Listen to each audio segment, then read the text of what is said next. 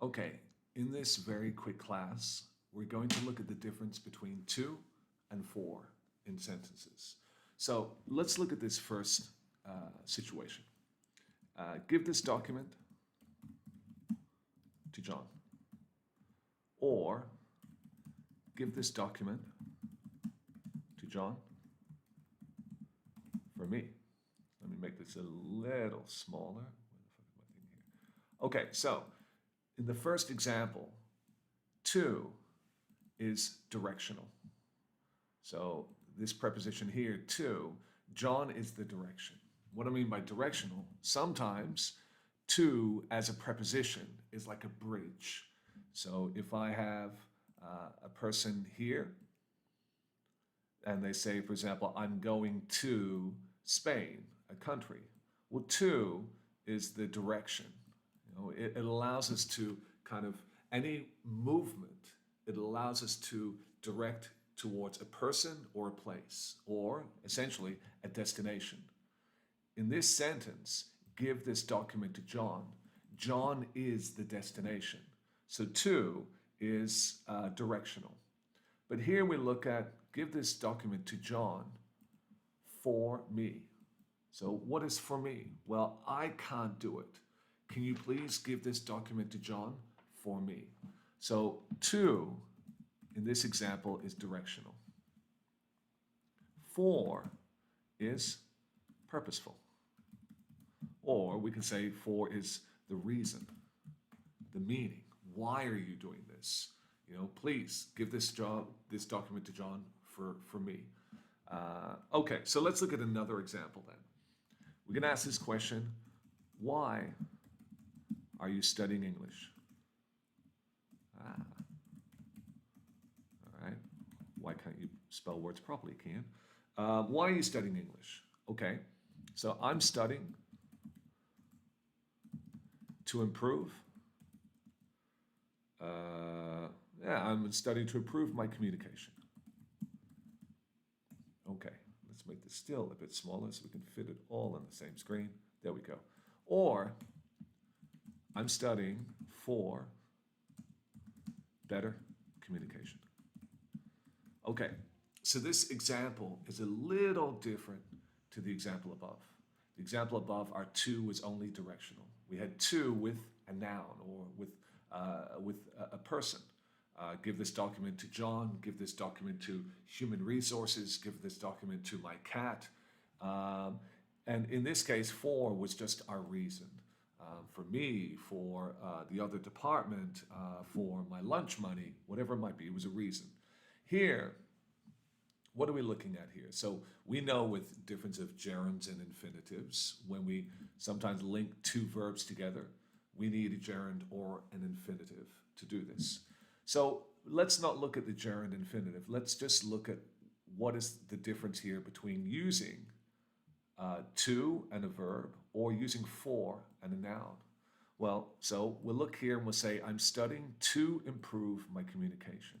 So here, my focus is on the verb.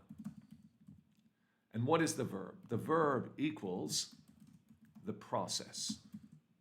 It does. The verb equals something in motion. We're looking at the process. Here, I'm studying for better communication. What is that? Well, that's the noun.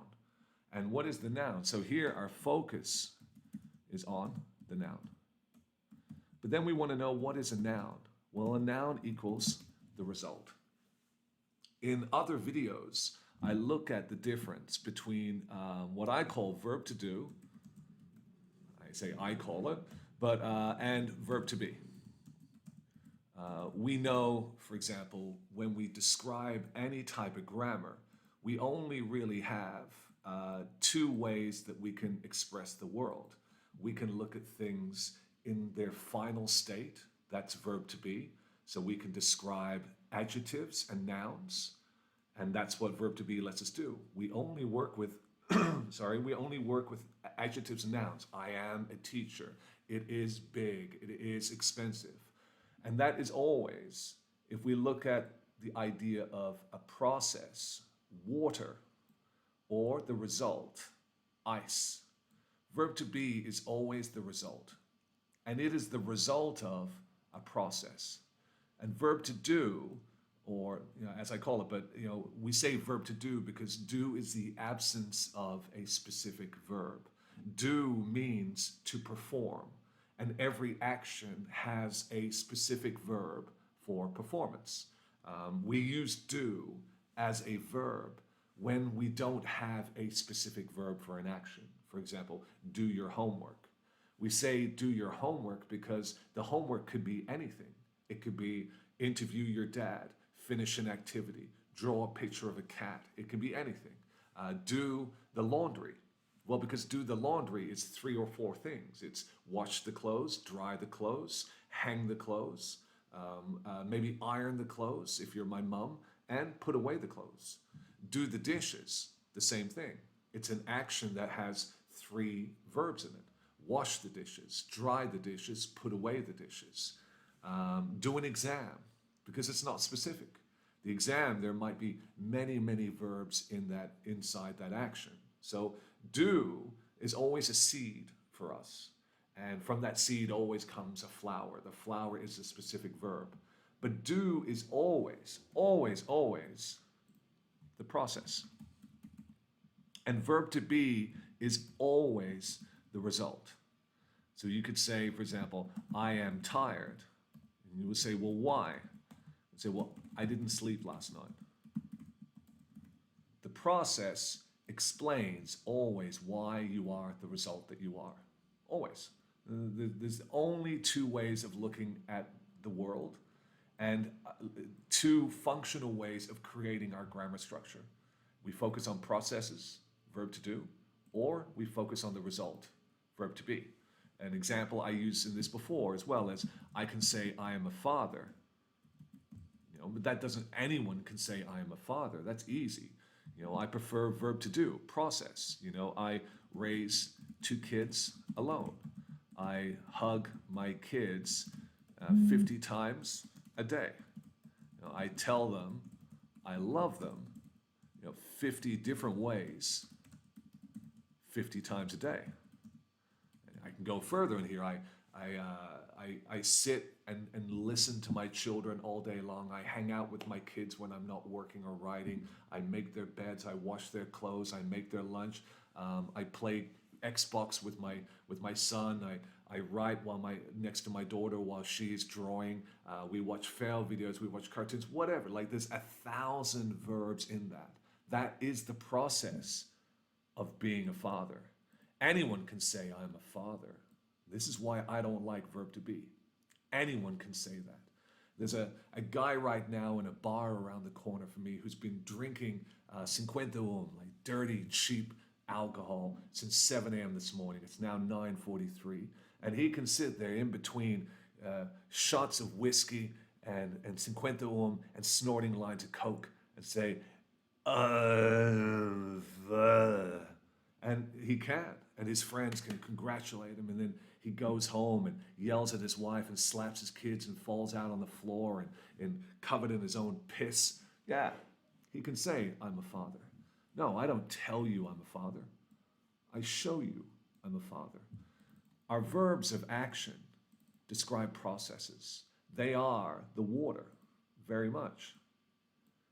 Verb to be is the result. I am a father, not because I say so, but I'm a father because of what I do. And that's what a father is. So this brings us all the way back up here. Kian, way to go off track. Jesus. Okay, so in both these things, we're saying the exact same sentence, the same idea. In one, I'm focusing on the process, and the other, I'm focusing on the result. Now, which do you prefer? Well, that's up to you. Me, I prefer processes. For example, I can say I'm a writer. I'm a writer. Or I can say, for example, I write fiction. These are things that are true. But here's an if condition. If I'm not writing a book, a novel, right now, I am not a writer. That's just the way I look at myself. I can only say I'm a writer if right now I am writing a novel. Yes, Right now, I am writing a dystopian novel. So I feel comfortable saying, yeah, I'm a writer. But if I'm not writing a novel, I'm not going to say I am a writer because of something I did in the past. No. So, or maybe I should. I'm just hard on myself.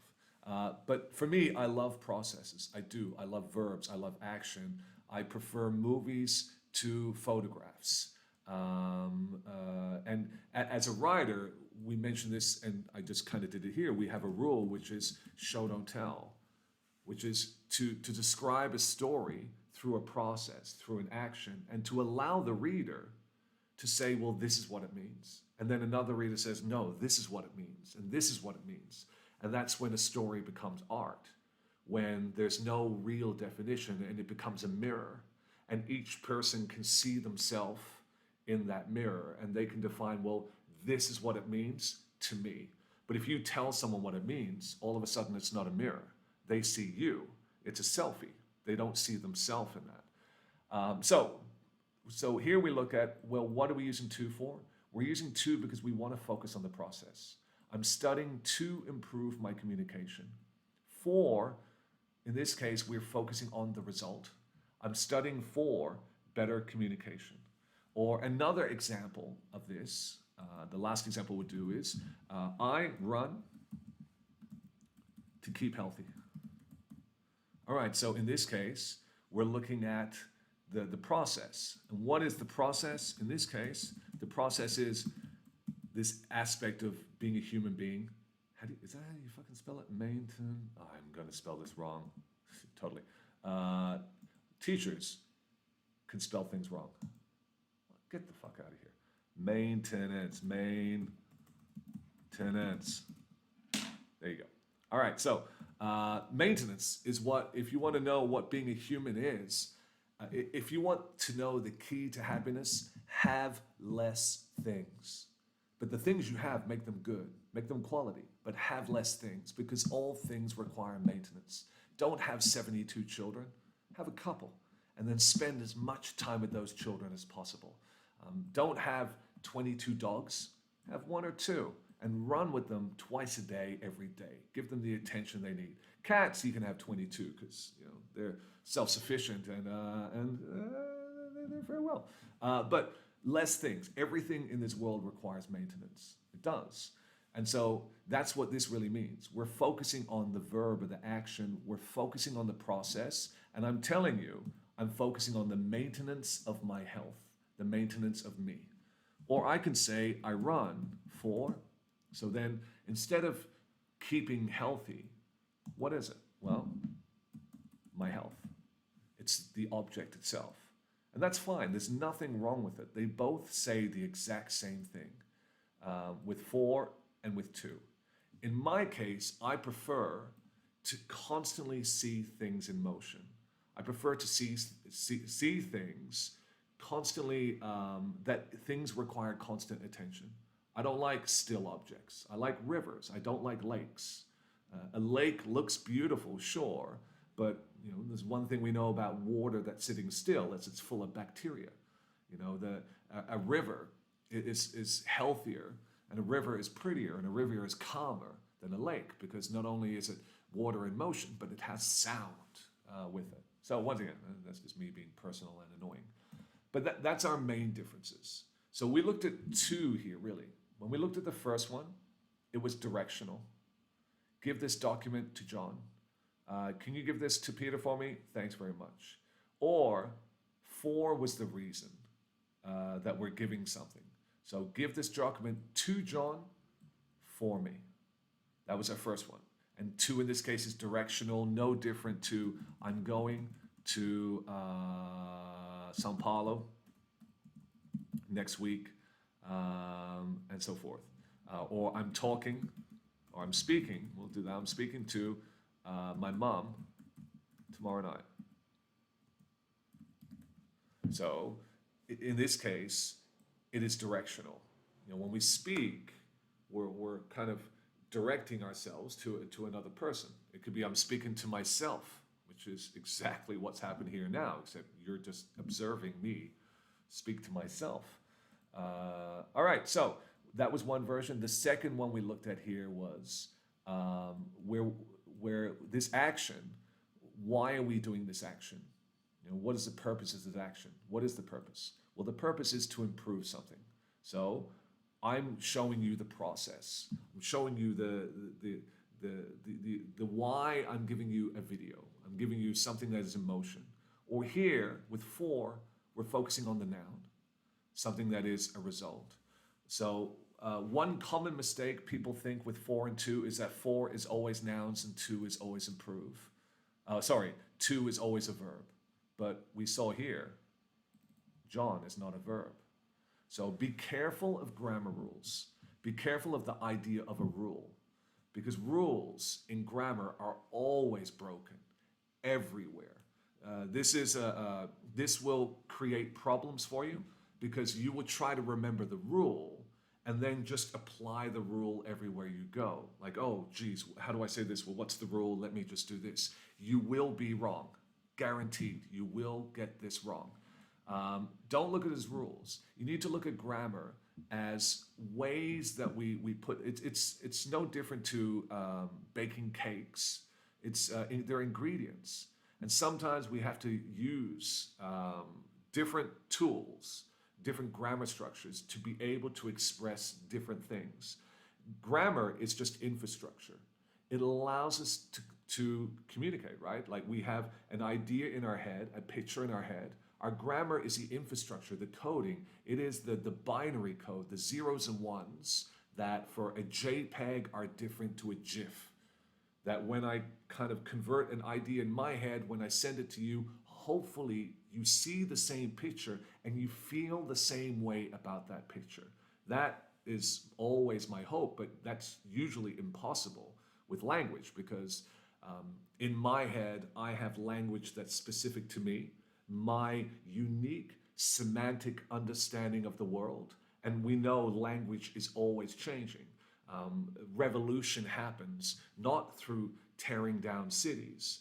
Revolutions happen in changing the names on all the objects in those cities, changing the definitions of things. That's what young kids are doing today on Twitter. It's not that the world is changing, it's just that the definitions are changing. And they're taking control of the language. And if you control the language, you control the world very much. And then you can marginalize different generations and say, well, this generation is ours. This world is ours. What you're saying is wrong. And so this is one of the beautiful and most difficult parts of communication. It's a problem that I called OTAG for Portuguese. And, you can call it TAC for English, but this OTAG problem, that's not how you spell OTAG. OTAG is that when I speak to you as a person, so I'm here and you're over here, between you and I is a piece of perspex or a piece of glass. And so when I communicate to you in this way, when it comes to the other person, it goes in a different direction. And what do we mean? Well, when I want to say the word gato, which just means cat in Portuguese, when I want to say the word gato to you, I write the word gato on that glass. And what do you read? You read OTAG. This is the fundamental problem of communication, is that quietly and privately, for me, after 42 years, I have my specific language in my head, in my subjective world, that I use to describe the meanings of things. And not just the meanings of how I represent emotion, understanding, and all of that. And then I try to communicate what I can think, see, and feel to you. But unfortunately, you have your own semantic understanding of words based on your experiences, based on your culture, based on your family, based on traumas from your youth, based on how you understand the world objectively, and how you created your own imagination land, your own subjective world. And yes, the world that you think it is imagination land. It's you inside your own head, imagining what the world is and using all the language to describe that world. And so if I want to be a good communicator, I need to understand, what is your world? How do you understand the world? What is your language? This is what I do with my kids. With my kids, I listen to them because every day they're changing. Every day, the language they use to define their identity in themselves is changing. And if I listen to them, I realize, oh, when they say X, they actually mean N. Oh, yeah, that's the same as what I think. Oh, yeah, well, we're not different. It's just they're using a different word to describe it. It's like that, in English, we say the word table. And in Portuguese, we say the word mesa. It's a different sound, but we're talking about the exact same thing. Oh, yeah, well, of course, we're on the same side here. And so in this case, if to me the word is table, but I know that you don't know the word table, well, I need to write the word mesa. Or in the case of gato, I need to understand how you see the word gato. So I need to write the word otag, knowing that when you're hearing that word or you're looking at that word, you see the word gato. And so this is empathy in communication and sympathy as well. Difference between empathy and sympathy is in one verb. I understand how you feel. Or sympathy is, I know how you feel. And so in both cases, we can show empathy because we understand that communication is difficult, but also sympathy because, well, when people talk to us, we know that what they say makes no sense whatsoever. Because when those words come into our head, we're like, hey, that means this over here. You don't know what you're talking about. You have no idea what you're talking about. The key problem for human beings is communication. That's it. And the key problem of communication is otag. That's it. Is that how I understand the world, my pain, my suffering, myself as a victim, myself as the villain, myself as the hero. There is specific and sacred language that I have.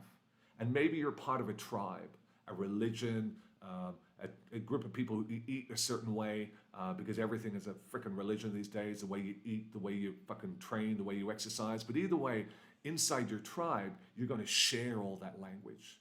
That's why tribes are so important, because not only do you have your understanding of the world, your understanding is true because other people have it too. So now in that tribe, whether it's religion like Catholicism, or maybe you're getting into modern day spirituality, maybe you're getting into this cult-like coaching culture of success and being awesome and whatever it might be, you inherit and you program that language inside of you, and you share that language inside that community. And when someone uses any language outside of that, instantly you translate it and say, listen, you're wrong. You don't know what you're talking about. They do. And they do in as much as nobody knows what they're talking about at all. The only thing I've ever learned is that I knew nothing all along. Some smart guy said that I have no idea who he is, but I've heard it 1,000 times in my life.